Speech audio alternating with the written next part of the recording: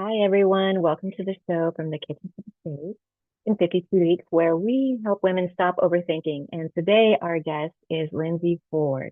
Lindsay is the podcast host of Breaking Free with Lindsay, where she helps women shed their limiting beliefs, societal expectations, and their fears and thought patterns that they may be holding them back so they can fully trust their intuition and courageously follow their dreams. And she's a mom. Hey, Lindsay, welcome to the show. I'd love to kick us off with a question about breaking free from shoulds. I noticed that you mentioned in your email to me that you wanted to live above what you should be doing. What are the hardest shoulds that you had to let go of? And how did releasing them change your life? I'll talk a little louder. I said, how do you release The and shoulds. letting the shoulds and letting go of them? And how did you release them?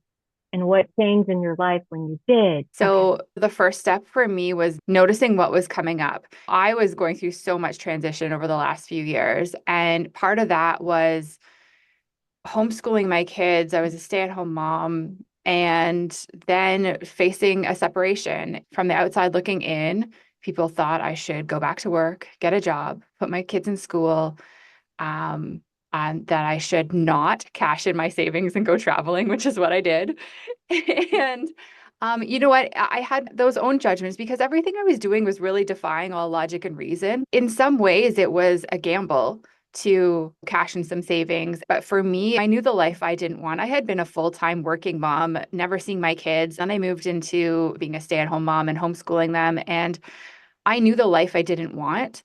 I knew the direction I wanted to go. I just didn't know how to get there or where 100% where I was going, but I knew I had created this really beautiful life with my kids and I wanted that to continue. I just didn't know how to do that with the financial piece because what it had taken to be successful in my career, earning six figures, was not something I was willing to do anymore. I wasn't willing to trade in my time with my kids to earn money. And I wanted to figure out a different way. So there was so many layers to this. Everything from trying to decide to separate with my husband. Should we stay married for the kids? Would the kids be better off with us under the same roof, even though it wasn't working? It was just becoming aware of anytime I heard myself saying I should be doing this, it was really a signal for me to pause. Who says I should be doing? Is that true? And just sort of unraveling it from there. Yeah, being aware in that moment, right? And acting on it from your compass, not from the outside. I love that answer. That's just such a great experience that you just shared. Can you tell me a little bit about trusting your intuition? One question I get a lot, and I would love for you to answer this, is how do you trust your intuition when in the past it might have led you down the wrong path or making decisions that weren't the right one? How do you go back to trusting your intuition? This has been a massive journey for me. After separating from my husband, I bought a plane ticket to Bali for 2 months without my kids. My intuition was telling me go to Bali. I live in Canada to meet people to help you figure out your life. This was just an intuitive hit, and I bought a $2,000 plane ticket and planned 2 months for this. So at that point, that was not my first practice with intuition. I had built it up slowly over the last decade or more when I can look back and really piece it together. A couple of things I did was sometimes play with my intuition. And a couple months ago, I felt like I should go for a walk outside. I was cooped up all day in the apartment, and I was just like, I want to get out in nature. That would be actually really good for my mental health. Then I kind of wanted to just lie and read a book in the sun. I don't have a book. That little nudge inside of me was like, I really want to read a book right now. And the logical part of me that knows really what's good for me, like a walk in the forest would have been a good thing for me. But I'm like, okay, I'm gonna go to the library to get a book. I'll walk outside, I'll get the sun. I knew by the time I got that library book and got back, the sun would be gone from my apartment. But I was like, you know what, the next couple days, I really want a book. I went for a walk to the library and I was coming out of the library and I'm like, you know what? There's a cafe down the street, but they have really nice fresh juice. I'm going to go get a juice. And I walked to that cafe and got my juice. I came outside and there was a table there in the sun. And I'm like, I'm just going to sit here and enjoy my juice and read my book. I got to sit in the sun and read my book. There was no planning in that. I'm just going to follow the little nudges. And so sometimes if you have the space in your day to play like that and follow those little nudges that take you in a certain direction, that's where the trust starts to begin to happen. Because when I left the apartment, I really have the urge to just sit in the sun and read a book. And that didn't feel possible because I didn't have a book. And I knew by the time I got back, the sun would be gone. I just followed the trail and I ended up having about an hour reading in the sun, a book outside, completely unplanned. So we get to play with these pieces. When you feel it steered you wrong, there's a couple of things happening from my experience. Of one part of it is that your intuition hasn't actually steered you wrong. You just haven't waited long enough to see how it all plays out. Maybe it's redirecting you in a way that you don't understand yet. As an example, my intuition was strongly pulling me to go out west to British Columbia, Canada this summer. And it was just such a strong pull. And I was like, I feel like I'm going there to meet my husband, which was really wonky. And I did not meet my husband. I came back from this trip and I was like, okay, what was the point of that? Because I was like, either going to meet my husband or like potentially a place to live. And now I'm like, okay, I'm not going to pack up and leave everything. It won't work with my kids to move there right now. I don't want to spend the winter there. I didn't meet my husband. So I'm like, okay, I just spent $4,000 following my intuition and nothing's panned out. Now, I don't know down the road where that will take me. I just did an astrology reading that we were looking at a map this week. And she's like, this is where your husband line is coming in. And I'm like, can we zoom in on that? It was just like straight through the West Coast. And they're like, yeah, maybe he's from there. Maybe he lives there. I'm like, okay, so there's pieces of this I don't fully understand yet. And it's possible. Maybe it has nothing to do with anything. Sometimes I do. I'm like, okay, what was the point? The other piece that happens, or the other thing I want to offer, is if you feel like you followed your intuition and it hasn't led you quite where you thought, or you think there's been an error, really want you to check in and understand if that was really your intuition speaking, or was it the thoughts or the fear that was interfering with things? Because there's always fear involved in trusting your intuition. But if you get in your head about it and you're trying to control things, sometimes those feelings can override your intuition. So understanding for those less intense decisions, where does intuition, where do you feel that in your body versus where do you feel fear in your body, and start to just understand how those feelings differ, because sometimes they're very nuanced and they're very close. For me, intuition feels like my heart is pulling me forward. Yeah. Other people feel it different ways, but it's like there's a knowingness and almost like a pull of my heart. So understanding where those pieces, like where you feel that in your body, are like super, super helpful. And like I said, it's nuance and it's practice. If you're still not sure or you feel like something's gone astray, ask. Ask your higher self, your whatever you believe in, ask for clarity. And then notice what pops up, what little, the person like you run into him who makes an offhanded comment, notice what pops up and just sort of like starts to give you some additional pieces to that puzzle. I love that answer, Lindsay. I love that answer because asking for more clarity, asking for signs, and they will come. I was dating somebody for about 90 days and I was asking for a sign, and intuition said, look down. And his name was in the concrete and it was spelled correctly. And I thought, okay, I think we're good. So, yeah, asking for a sign. Awesome. Sometimes I say, let's have a big neon sign, make it so clear that I can't miss it. Yes. We get so busy and distracted, or at least I do. You mentioned fear, and I love how you address fear head on. I just did a show about fears, but what do you suggest to women who are just beginning to address their fears, especially when it feels so paralyzing and when the consequences are high? I remember being so afraid about whether to stay married or whether to be divorced. This isn't my first marriage. And I did feel paralyzed by fear. What you would advise in your experience to conquer that? We have a lot of women out there trying to hold on and walk this path alone and don't always have the great direction, or folks don't understand there's a different way by trusting our intuition. So how can they get free from all of that? It's a big, and we may need a second show, Lindsay. I feel like I could honestly speak for hours on this. Fear is one of my favorite topics. Me So too. I love it. I think the first thing is to understand that fear is a part of the process. You cannot avoid feeling fear. So much of our conditioning is that the first sign of fear stops us in our tracks or forces us to pivot, or like it's almost like this warning sign of do not proceed. And in some cases, yes, but for the most part, it's not. The fear is just our conditioning showing itself, our patterns that need to be healed and worked through. Understand that there will never be a point where you are not afraid when making a big decision. When you think about fear and when you're making a big decision, remember that fear likes to remain general. The more questions you can ask about it, the more you can get specific about what aspects you need to deal with, the better. So you can ask your fear, tell me more, confront it in your imagination. If you're afraid to leave the marriage, play that movie out in your brain and feel it all, even if you're bawling your eyes out in the shower or in bed and just running through it in your imagination. You are safe in your bed, or you're safe in your shower, you're safe. This is only happening in your imagination. And don't feel stupid about feeling and sobbing, because it's that energy in your body needs to move. And if you're not willing to look at it fully, if you're not willing to look at the fear fully, it will continue to feel paralyzing, because it's just like this blank wall in front of you and you don't really understand it. So ask it to tell you more. When you think it's done talking to you, is there more?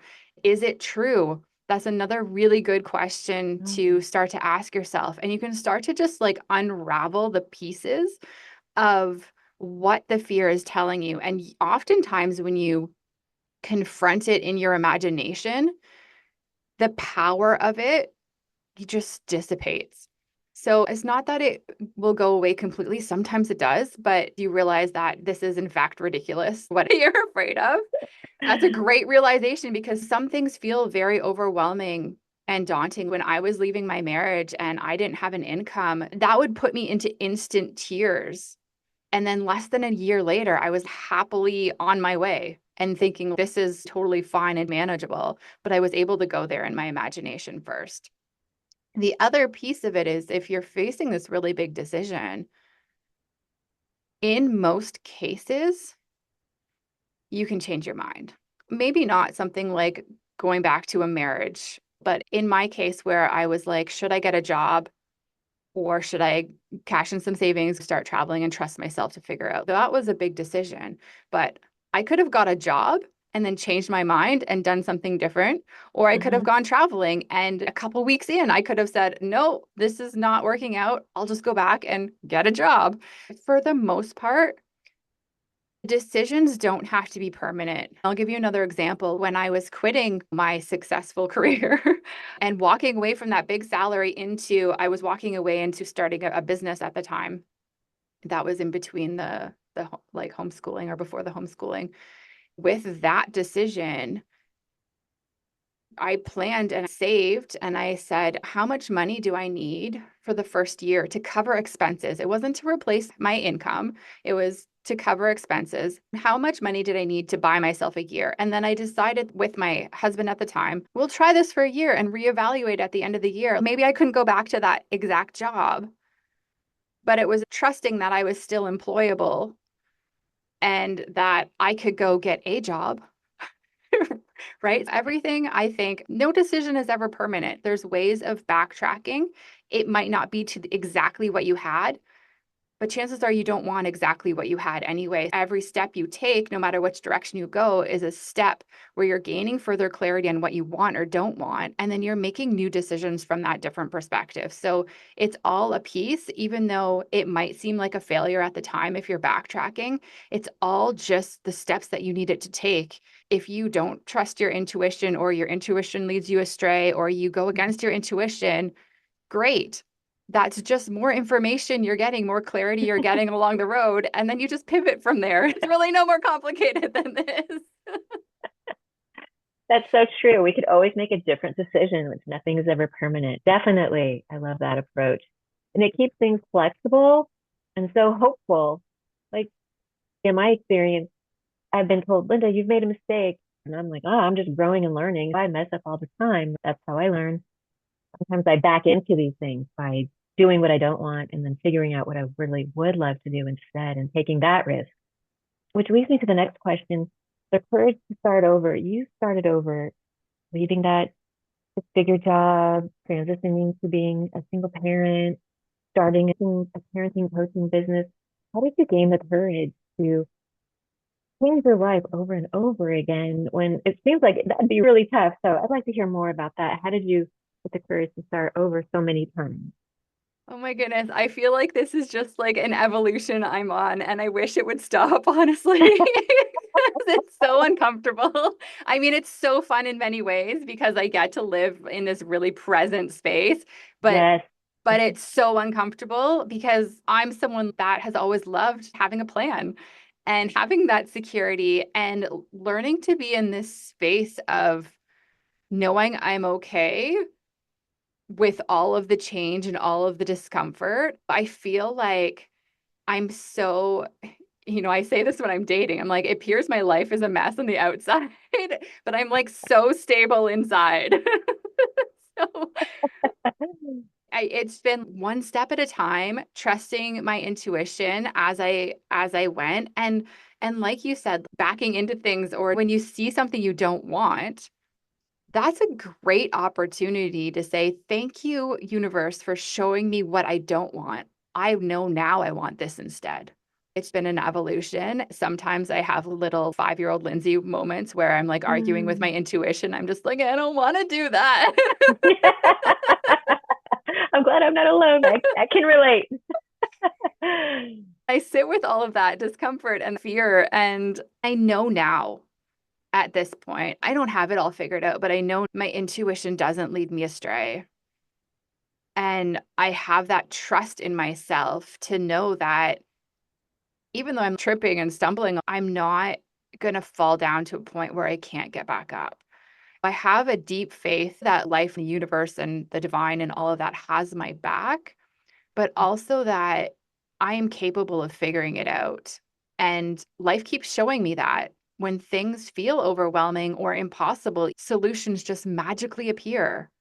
Or it's way easier than I thought, even though I don't always love being in this present space of reinventing myself. And I have those whiny moments, but I have this trust in myself and in this, I guess, divine being or divine essence around me that I'm fully supported and things are working out for me, even if they haven't worked out how I thought, that things are working out and I'm capable of handling anything that life throws at me.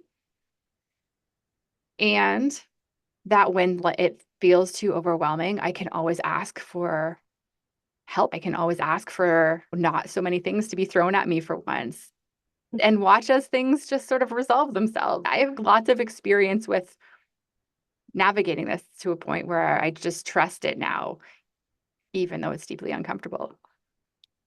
So what I'm hearing you say is that it's become your way of life.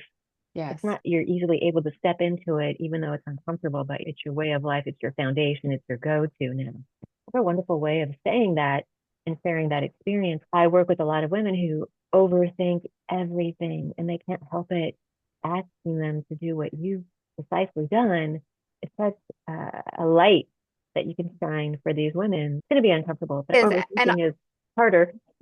it is harder. I was always one to overthink everything. And this is something that has stopped for me in the last 6 to 8 months. When I look back to how I used to be, I remember my ex-husband, his work schedule changed on a dime all the time. And it used to send me into overwhelm. My brain is wired for an emergency. That is my automatic stress pattern of, okay, these are the 5,000 solutions. And that's exhausting. Now I'm the mom that shows up for the day at the pool with that forgets to bring snacks. And I'm like, my brain doesn't function like that anymore. And it always works out. Like there's always things to buy. I do prepare, but I'm not overthinking everything. And Mm-hmm. I Mm-hmm. can tell you that was a stress pattern. that was my automatic when I went into overwhelm and fear, was to try to control everything. So fear and control, like, very closely related. So if you're trying to control everything, you are in fear. Once I started to unravel those pieces, I just don't worry about things anymore. And my intuition, like, even I'm planning a trip to Bali in a couple months with my kids again. And it's like my intuition or things pop into my brain exactly when I need to deal with them. And I have this trust now that, like, okay, it'll be, my brain will just tell me it'll be time, or it'll be time to write a to-do list. Before it was just spinning, spinning, spinning. And I can just even give you an example of I just spent 6 months in Bali with my kids earlier this year, the week we were packing up to come back to Canada. And I couldn't pack very much because we were using, like, all the kitchen stuff. They were still, like, we were going away on a short trip. So I couldn't pack all the things we needed. And my brain was just like, it was busy, busy, busy trying to, like, plan, organize. I scattered was a feeling that, like, if there's too much in my brain, I feel very unfocused and overwhelmed that week. But there was nothing I could do until the last day. At one point, I just started laughing. I'm like, oh, hello, old friend. Hello, old pattern. I see you. I see what's happening. And I just started laughing. I'm like, okay, I see you. I don't need you anymore. We're good. We got this. It's recognizing that in the moment of just like, oh, I see you. This little defense mechanism, this little pattern of control. It's okay. I just see you. And just noticing it made it go away. I didn't have to do anything. It's remarkable when you start to notice, because you really don't have to do much more than that. Notice, feel. That's about it. Right. Then move on. And what And I move heard on. you say is that you got peace of mind. You have peace of mind that the intuition can come in and take care of everything that needs to be taken care of. But I love your example of how the old friend came back to say, "Can I go on the trip with you?" Blah, blah, blah. No. Yeah. Yeah. And when you're in that state, thank you for sharing that. Like, when you're in that do state, you can't hear your intuition. It's too noisy. You need to have some stillness and space in your schedule and to be able to tap into that intuition. And I know that's really challenging in our society, in our daily lives, who we're just so programmed to do, go, go, go. Do you carve out time to do that? Do you have a special meditation time, visualization time, or is it just in I the sun? I meditate every morning. I try to do either some workouts or detox stuff like lymphatic drainage and some me time. If I skip that for too long, I start to notice the stress patterns come back. Mm. The other thing I try to do is get outside every day, preferably before I pick my kids up from school. They're in school in Bali. Even 10, 15 minutes of time to do nothing. When I was in Bali, I would just go float in my pool. That sounds wonderful. Yeah, or lay in the sun or do something. For me, because I have my own business now, I have the flexibility to work when I want to. In some cases, it's easy for me to work 7 days a week.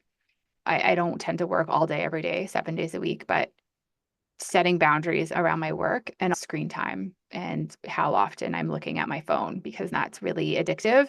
The longer I'm on my phone, the more depressed I feel, my mood drop. And then I don't have as much patience with my kids. I am just irritable. I don't know, like, it puts me into that do mode because I feel like I have to be doing something. That's usually when I know it's time to take a break from my phone because I feel it affecting my mood. Me too. I'm very cognizant of that too. Can you share with me more about your limiting beliefs? What were some of the deeply rooted limited beliefs that you had to overcome to get where you are today? Some of this stuff is buried so deep that, you know, So deep. how did you break free from them? Yeah. So the first thing that pops into my mind is this um, belief that I have to work hard and a lot of hours to make money. This idea of success and what it means to be successful, but also what it takes to earn money. That was a big fear of mine because um, it got to a point where I was afraid to work. And that sounds really weird to say because I enjoy work, and I'm usually good at whatever I do. But I was afraid to add work back into the mix because I had this belief that I had to work X number of hours to earn money. That's been one that I've been unraveling. Seeing other people earn money easily in ways not based around time, like surrounding yourself with people who have what you want. There's something to be said because there's evidence all around me. There's the evidence of the world I was in, the world that most people experience, where you work 8 to 12 hours a day to earn money. And then there's evidence of people around me who are just like, yeah, I went to the beach today and earned a couple $1,000s because of this post I did last week. And I'm like, what is this world? I want But that. I want that. And both are possible. I think once you identify where your belief patterns are, start to notice how other people are doing it differently, like listening to a podcast like yours, because the evidence is there. There are people doing it, which means it's possible for you too. I would say there was other beliefs around, what a broken marriage or broken home looks like for kids Mm, that I had to work through because, you basically, I feel like it's conditioned in us that, kids do better when the parents are together, which I do believe if you can model a healthy relationship for them and stay under one roof, I still believe that is the best option. But if that is not your reality, I also believe now that kids whose parents are divorced, they can thrive in life as well versus, a couple years ago, I was like, we're going to screw up our kids if we don't stay right. married. There's also been some beliefs around leaving my kids. So I have left my kids for 2 months twice with their dad and traveled. There was so much guilt. What kind of mother leaves her kids? I haven't had a home for my kids in 2 years, like a permanent home. Um, what kind of mother doesn't have a home for her kids? What kind of mother goes and travels and prioritizes herself and her healing over her kids? There's been Mhm. so many, like, I feel like, you know, other people, there's been some people that have criticized me heavily, but there's really nothing that they can say to me that I haven't already said to myself and worked through. Um, I was a stay-at-home mom, a homeschooling mom. I spent every waking hour with my kids. I love my kids. And then to do something like leave them for a couple months, how can our relationship be different? How can we preserve and strengthen this relationship through distance? We've had to deal with international travel when the kids are away from their dad. We spent 6 months in Bali earlier this year, and their dad was in Canada. How do we make sure that relationship stays intact? The year before, I spent a total of 4 months in Bali by myself across two separate trips. And yeah, how can that relationship, how can we maintain that? How can this look different?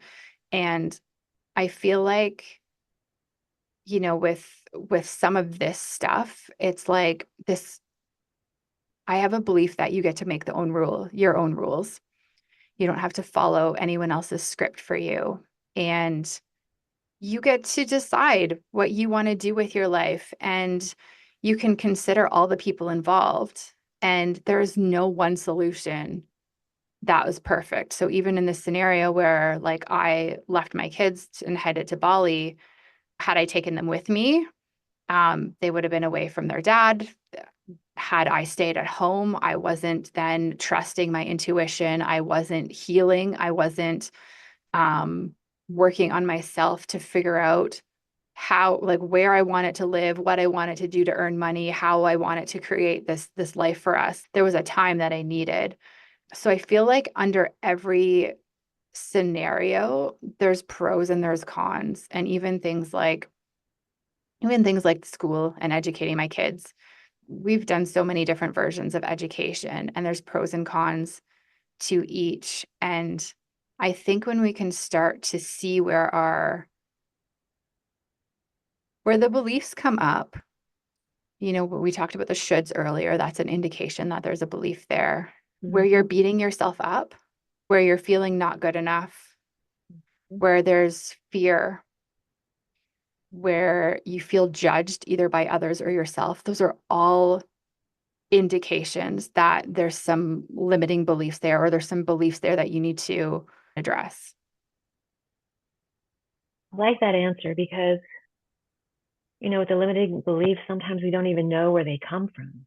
In my experience, they were placed on me by my mom, not her fault, but just by society, what I see around me. And what I really love what you said was, how can I go do this? How can we as a family make this happen? I love that question because it opens the door to all kinds of possibilities. There are things that we cannot see that are meant for us, but if we don't ask, we will never see. So I think that's a beautiful way of tackling these limiting beliefs that are buried so deeply that sometimes we don't even know. We don't know what we don't know until we ask, and then we find out, and then we take action. It's a whole journey. Yeah. And then there's more. And there's more. I just want to highlight something you just said, because when something feels overwhelming and we're stuck in our belief patterns and it feels like what we want is not achievable, um, those are all signs that we have limiting beliefs. Those are all signs that we have fear to deal with. But when we can ask ourselves, how can we make this work? What if it was easy? That's one of my favorite questions. What if this were easy? Before I started traveling, probably 6 months prior, I didn't believe travel was possible in any sort of near future, like in the next few years. It felt absolutely impossible. And I started dreaming, allowing myself just to dream in my imagination, thinking someday I'm just going to live happily. I was enjoying the reality I was creating in my head, this imagination, this dream that I had. I was putting that out there. And then I watched things shift. I watched solutions present themselves. And I have been faced with other seemingly insurmountable problems. And I just say, what if this were easy? What if this were easy? Sometimes I can journal about that. Sometimes I can just say, okay, universe, I feel you guiding me towards this. It feels impossible. I'm excited to see the solution you give me because, and I have that conversation, and then a solution presents itself. I believe it. We start asking, and they're like, okay, here you go. Yes, it is so real. These things are real. Intuition is real. Imagination, visualization, opening the door to the life that you would really love to create. Which brings me to my final question. We've talked a lot about your journey and building a life that you love. Where are you today? If a woman is feeling stuck and overwhelmed, like we've been talking about, what is the first step so that she can begin to live a life that she loves or build that one? How does she get there to feel aligned and so that she feels fulfilled? So many women that I speak to, they feel dissatisfied, unfulfilled. Is this all there is? I'm just going through the motions. And then they feel guilty because they've got so many blessings, they don't want to come off as a complaint. What would you say to that? I think there's so many of us as women who aren't able to. I remember you've alluded to it a little bit, feeling like I was meant for something more, but not quite knowing what that was. And so you might not have a clear dream of what it is you actually want. But dreaming, I would say, is the first step. So for me, when I was working full time, my dream was to pick my kids up from school and have the 5 hours in the evening with them. That was my dream. It wasn't traveling all over the world or anything. It was like to spend more time with my kids. And so if you can't access the what, you can start to piece together the feelings. When I was in my marriage, my husband would, not come home from work when he said he would, or he'd be like an hour or so late. I'd be like, okay, thank you for showing me what I don't want. I want a husband that comes home when he says. I want a husband that follows through on what he tells me. I want a husband that remembers to call when he's going to be late. You can start to piece the feelings that you want. Even in work, I didn't know what work I wanted to do, but I wanted work that offered me lots of flexibility so I could spend time with my kids. I wanted work that I could do on any time zone because I wanted to travel. I wanted work where the amount of money I made wasn't dependent on the number of hours I put in. I wanted a life where I was free to travel with my kids or, if they were sick from school, to not be like bothered by a day off or like super inconvenienced. So the dream doesn't have to be fully solidified.